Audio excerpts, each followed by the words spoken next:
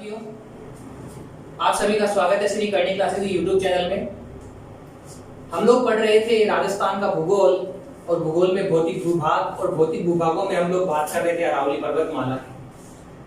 अरावली पर्वतमाला के भागों को हम पढ़ रहे थे। हमने पहला भाग आबू पर्वतखंड पढ़ लिया था, दूसरा भाग मेवाड़ की पहाड़ियां हमने पढ़ लिया था।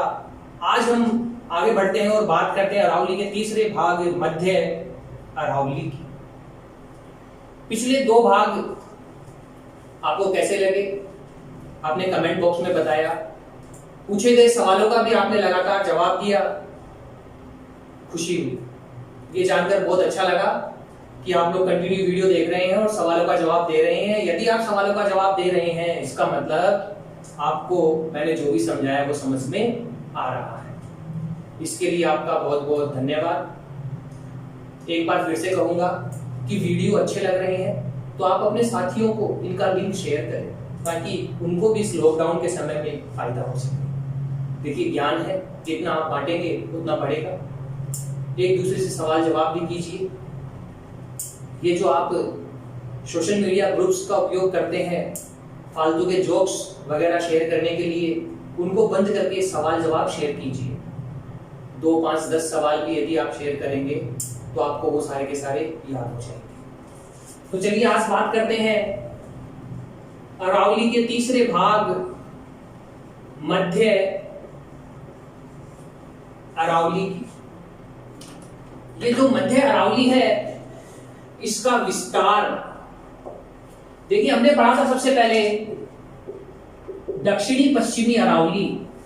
ये दक्षिणी पश्चिमी अरावली था खेड़ ब्रह्मा से लेकर देवगढ़ तक। उसके बाद आ जाती है मध्य अरावली। तो मध्य अरावली का विस्तार कहां से कहां तक है? तो मध्य अरावली का विस्तार है देवगढ़ से लेकर सांभर तक। देवगढ़ कहां है? देवगढ़ है हमारा राजसमंद में और सांभर है हमारा जयपुर में। तो इसके बीच में ये जो पहाड़ी क्षेत्र है जिसे हम नाम देते हैं मध्य अरावली, ये कहां है? तो ये है हमारे अजमेर में। मध्य अरावली कहां है? अजमेर में। तो ये जो मध्य अरावली है जो अजमेर में है, इसकी पहली विशेषता तो ये है अरावली की सबसे कम चौड़ाई। देखिए, अरावली पर्वतमाला की अजमेर में चौड़ाई कम है। अरावली का सर्वाधिक विस्तार था मेवाड़ उदयपुर में, अरावली का न्यूनतम विस्तार है अजमेर में। और दूसरा, इस क्षेत्र की खासियत है सर्वाधिक भ्रंश घाटियां। अरावली की पहाड़ियों के मध्य सर्वाधिक गैप, दो पहाड़ियों के मध्य की सर्वाधिक दूरी, सर्वाधिक गैप कहां है? ये मध्य अरावली में ही है। आरपीएससी ने यहीं से एक लॉजिकल बेस्ड सवाल पूछा था, शेखावाटी प्रदेश में मरुस्थल के विस्तार का कारण है कि जो पश्चिमी रेगिस्तान की बालू रेत है वो लगातार शेखावाटी प्रदेश की ओर फैल रही है। इसका क्या कारण था? तो इसका कारण था मध्य अरावली क्षेत्र। मध्य अरावली क्षेत्र में भ्रंश घाटियां ज्यादा है, पहाड़ियों के मध्य गैप ज्यादा है। तो वो जो धूल भरी हवाएं हैं उन गैप और भ्रंश घाटियों से होकर कहां फैल रही है? जयपुर की ओर फैल रही है। वो हवाएं, धूल मिट्टी कहां फैला रही है? शेखावाटी क्षेत्र। उपनाम, ये जो मध्य अरावली का क्षेत्र है जो अजमेर में है, इसे उपनाम दिया गया है मेरवाड़ा की पहाड़ियां। इसे क्या नाम दिया गया है? मेरवाड़ा की पहाड़ियां। हम लोगों ने राजस्थान सामान्य परिचय में पढ़ा था कि स्वतंत्रता के समय राजस्थान में 19 रियासतें, 3 ठिकाने और एक केंद्र शासित प्रदेश था। उस केंद्र शासित प्रदेश का नाम था अजमेर मेरवाड़ा। जी हाँ, उसी मेरवाड़ा के कारण नाम पड़ गया मेरवाड़ा की पहाड़ियां। तो ये जो मध्य अरावली है, मध्य अरावली की औसत ऊंचाई, देखिए मध्य अरावली की औसत ऊंचाई है 700 मीटर। अगर मैं बात करूं पूरी की पूरी अरावली पर्वतमाला की औसत ऊंचाई, तो अरावली पर्वतमाला की औसत ऊंचाई थी 930 मीटर। यहां मैं बात कर रहा हूं मध्य अरावली की औसत ऊंचाई 930 मीटर। सवाल बन चुका है, ये पर्टिकुलर क्षेत्र विशेष की औसत ऊंचाइयां है, यहां से सवाल नहीं बना है। इसका मतलब यहां से बन सकता है, संभावना बिल्कुल बनती है साहब। तो चलिए आगे बढ़ते हैं और बात करें मध्य अरावली। वही सबसे पहला बिंदु, प्रमुख पहाड़ियां और चोटियां।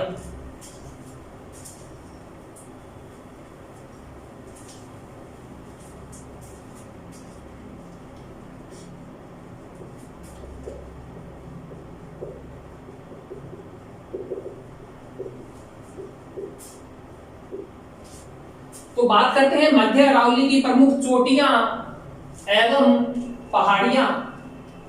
तो चोटियों में हम सबसे पहले बात करें टोडगढ़ चोटी। देखिए टोडगढ़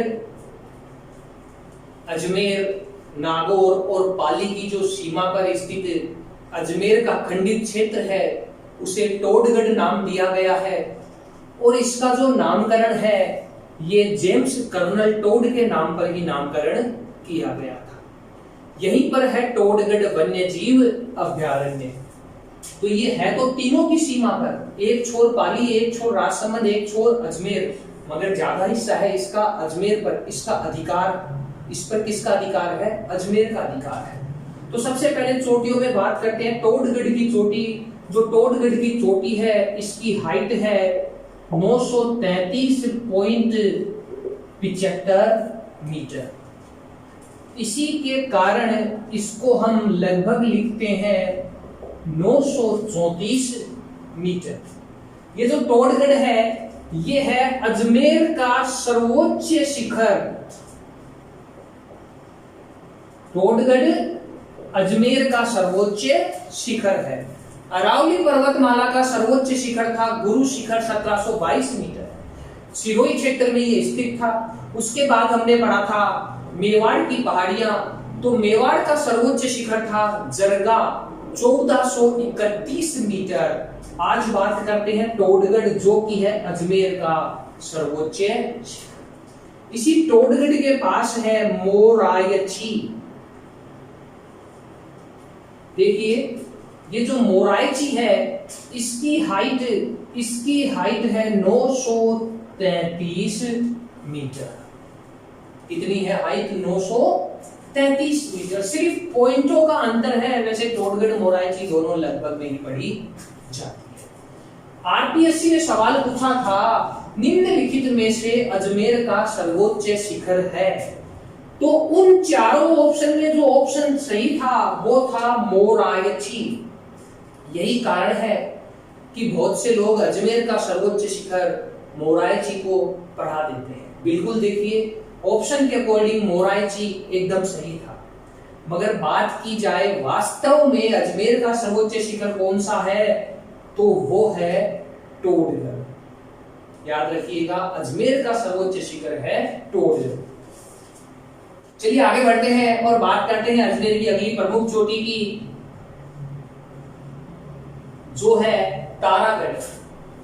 तारागढ़ की हाइट है 873 मीटर। और देखिए तारागढ़ का जो सवाल है वो बड़ा ही प्यारा है। तारागढ़ का सवाल बनता है मध्य अरावली का सर्वोच्च शिखर। जो मध्य अरावली है उसका सर्वोच्च शिखर है, तो उसका सर्वोच्च शिखर है तारागढ़ 873 मीटर। जब भी ये सवाल पूछा गया है लगभग में पूछा गया है तो 73 का लगभग 80 नहीं होगा, 73 का लगभग बनेगा 70। ये जो अजमेर है, अजमेर के यहां है टोडगढ़ और मध्य अरावली तो वास्तव में ये वाला हिस्सा है, इस हिस्से में है तारागढ़। इसीलिए तारागढ़ को मध्य अरावली का सर्वोच्च शिखर कहते हैं। इस वाले हिस्से पर अधिकार है अजमेर का और यहां है टोडगढ़। तो अजमेर का सर्वोच्च शिखर कहलाता है टोडगढ़। चलिए आगे बात करते हैं प्रमुख पहाड़ियां, सबसे पहले बात करते हैं नाग पहाड़। नाग पहाड़ अजमेर में है। इसकी ऊंचाई है 795 मीटर। इसकी ऊंचाई है 795 मीटर।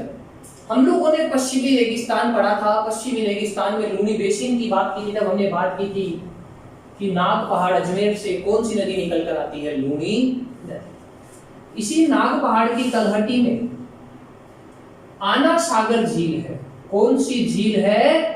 आना सागर झील।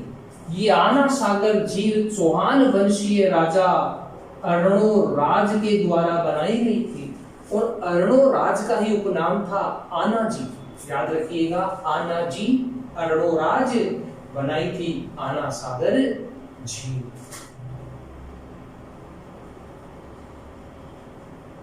मेरवाड़ा, ये जो मेरवाड़ा की पहाड़ी है ये अजमेर में स्थित है, मगर ये एक छोर पर पाली और एक छोर पर राजसमंद भी है। पाली आता है मारवाड़ में और यहीं पर है मारवाड़ का मैदान। राजसमंद आता है मेवाड़ में और यहां है मेवाड़ का पठार।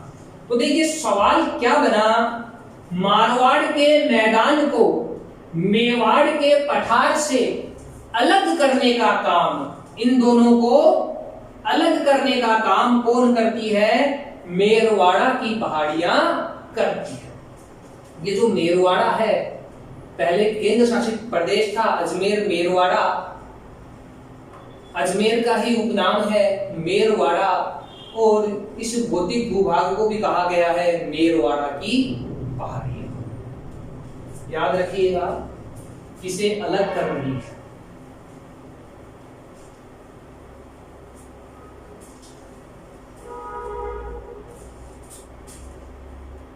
अगली पहाड़ी है कुकरा की पहाड़ियां। नाम सुन के ऐसी आई कि कुकरा, कुत्ते के पिल्ले, कुकरे। और वो एक आजकल ऐड भी देखा होगा आपने, तोतले वाला, 5 रुपए के कुकले देना। देखिए वो अलग है, ये है कुकरा की पहाड़ियां। ये कुकरा की पहाड़ियां कहाँ है? तो कुकरा की पहाड़ियां भी अजमेर में ही है, मगर कुकरा की पहाड़ियों के ऊपर है मेरवाड़ा की पहाड़ियां और इसके नीचे है राजसमंद,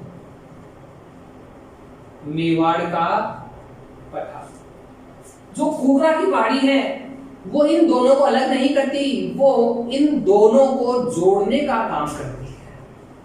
याद रखिएगा, कुकरा की पहाड़ियां मेरवाड़ा की पहाड़ियों को मेवाड़ के मैदान से जोड़ने का काम करती है और मेरवाड़ा की पहाड़ियां मारवाड़ मेवाड़ को अलग करने का काम करती है। अगली है टोडगढ़ की पहाड़ी। अभी हमने बात की टोडगढ़ की पहाड़ी सर्वोच्च शिखर 934 मीटर है। यहीं पर है कर्नल जेम्स टोड का किला। याद रखिएगा, अंग्रेज द्वारा बनाया गया किला टोडगढ़ का। यहीं पर है राज्य सरकार द्वारा बनाया गया रावली टोडगढ़ वन्य जीव अभ्यारण्य। देखिए मोस्ट इंपोर्टेंट सवाल बन जाता है कि ये जो टोडगढ़ है ये नामकरण किसके द्वारा किया? मेवाड़ के राजा जी थे Bhim Singh ji. Colonel James Tod इन्हीं के समय मेवाड़ के पॉलिटिकल एजेंट बने थे। तो मेवाड़ के राजा थे भीम सिंह जी, और भीम सिंह जी ने बोरसवाड़ गांव, ये अजमेर में था, भीम सिंह जी ने बोरसवाड़ गांव जो था, इस बोरसवाड़ गांव का नामकरण कर्नल जेम्स टोड के नाम पर क्या कर दिया था, टोडगढ़ कर दिया था। याद रखिएगा कौन से गांव का नामकरण किया गया, बोरसवाड़ गांव का नामकरण किया गया कर्नल जेम्स टोड के नाम पर। नामकरण किसने किया, भीम सिंह। चलिए मध्य अरावली की आगे की विशेषताओं को पढ़ते हैं। हमने पढ़ा था कि सर्वाधिक भ्रंश घाटियां मध्य अरावली में है, तो यहीं से हम पढ़ते हैं मध्य अरावली की प्रमुख घाटियां। तो सबसे पहले है घूघरा की घाटी। आरपीएससी ये सवाल पूछ चुकी है, घूघरा की घाटी अजमेर में है, ये क्यों फेमस है? तो देखिए इस सवाल का जवाब उसी भाई ने दिया था जो आरपीएससी के कार्यालय होकर आया था। जी हाँ बिल्कुल, घूघरा की घाटी यहीं पर है आरपीएससी का कार्यालय, आरपीएससी का मुख्यालय। ये आरपीएससी क्या है? Rajasthan public service commission, Rajasthan public service commission, Rajasthan लोक सेवा आयोग, राजस्थान लोक सेवा आयोग। चलिए थोड़ी सी एक्स्ट्रा इंफॉर्मेशन ले लेते हैं आरपीएससी से। तो प्रत्येक राज्य में नियुक्तियों के लिए लोक सेवा आयोग होगा, जो कर्मचारियों का चयन करेगा, सरकारी कर्मचारियों की भर्ती करेगा।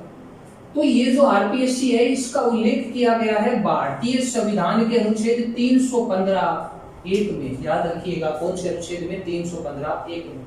केंद्र के लिए यूपीएससी होती है, वैसे ही राज्यों के लिए राज्य लोक सेवा आयोग होते हैं। तो राजस्थान है इसलिए ये है आरपीएससी, राजस्थान लोक सेवा आयोग।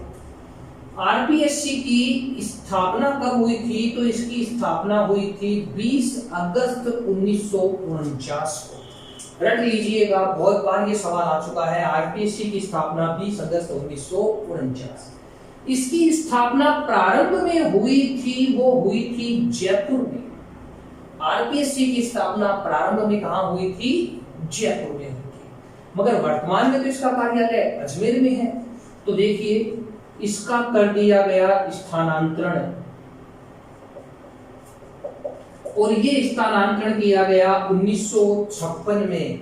56 में आरपीएससी को कहां विदाई दे दी? आरपीएससी को हमने अजमेर में भेज दिया। राजस्थान एकीकरण का अंतिम चरण 7वां चरण 1 नवंबर 1956, इसी दिन तो अजमेर मेरवाड़ा को हमने राजस्थान में शामिल किया था। तब पी सत्यनारायण राव समिति, कौन सी समिति? पी सत्यनारायण राव समिति, इसकी सिफारिशों के आधार पर आरपीएससी का स्थानांतरण कर दिया था हमने अजमेर में। देखिए आजकल सवालों में समितियों का सवाल लगभग आ रहा है, अच्छे से याद कर लीजिएगा कौन सी समिति का संबंध किस कार्य से है। जयपुर को राजधानी बनाया था पी सत्यनारायण राव समिति। जोधपुर हाई कोर्ट स्थानांतरण पी सत्यनारायण राव समिति। आप मुझे कमेंट बॉक्स में जवाब देंगे, राजस्थान का नवीन 33वां जिला प्रतापगढ़ का जो गठन है वो किस समिति की सिफारिशों के आधार पर किया गया था? प्रतापगढ़ जिला बनाया जाए, ऐसी सिफारिश किस समिति ने की थी? आपके सवाल के जवाब का वेट करूंगा, देखता हूं कौन सा भाई बहन सबसे पहले जवाब देता है। नेक्स्ट वीडियो में उसका नाम ऑन बोर्ड लिखा जाएगा कि सबसे पहले इस भाई या बहन के द्वारा जवाब दिया गया। ये जो आरपीएससी है अच्छे से नाम याद कर लीजिएगा, राजस्थान पब्लिक सर्विस कमीशन।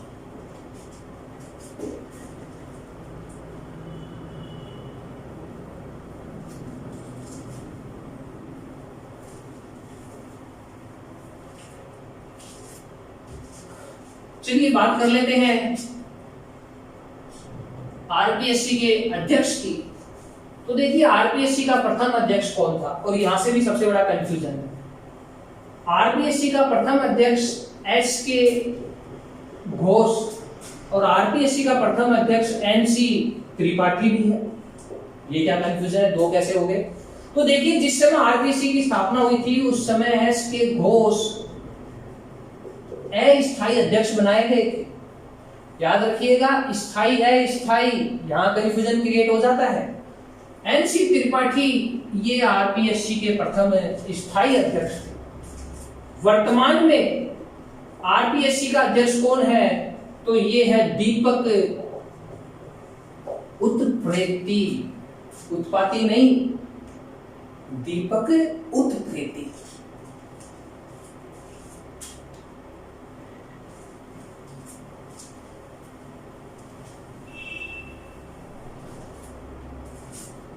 इसके बाद अगली घाटी है पुष्कर घाटी। पुष्कर घाटी क्यों फेमस है? तो देखिए, पुष्कर घाटी की खासियत है अरावली का सबसे नीचा स्थान। अरावली का सबसे ऊंचा स्थान है गुरु शिखर और सबसे नीचा स्थान है पुष्कर घाटी। चलिए आगे बात करते हैं गैप या अंतराल की। तो अरावली पर्वतमाला में सर्वाधिक गैप, अरावली पर्वतमाला में जो सर्वाधिक गैप है ये पाया जाता है अजमेर में, मध्य अरावली। अरावली का मध्य भाग कहा जाता है अजमेर को, अरावली का मध्य भाग अजमेर को। राजस्थान का मध्य ये है नागौर। अरावली का मध्य अजमेर, राजस्थान का मध्य नागौर। देखिए, यहीं से सवाल बन जाता है अरावली का केंद्रीय भाग, अरावली का केंद्रीय भाग। तो ये जो अरावली का केंद्रीय भाग है ये है टोंक और सवाई माधोपुर।